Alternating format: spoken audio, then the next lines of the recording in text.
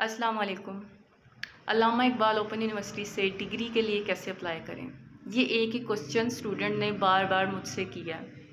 Degree को apply करने के दो तरीके हैं। एक CMS ID के ज़रिए ऑनलाइन डिग्री के लिए अप्लाई करना। दूसरा तरीका है वेबसाइट से फॉर्म को डाउनलोड करके हैंड रिटन आपने फिल करना है, डॉक्यूमेंट्स को अटैच करना है और यूनिवर्सिटी के एड्रेस पे अपने डॉक्यूमेंट्स को फॉर्म के थ्रू भेज देना।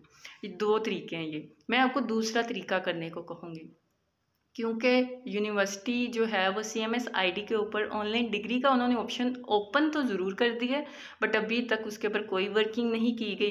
तो जितने भी स्टूडेंट हैं जो अब डिग्री के लिए अप्लाई कर रहे हैं, तो आप सब लोग ऑनलाइन मत अप्लाई करें, आप बाय फॉर्म ही अप्लाई करें।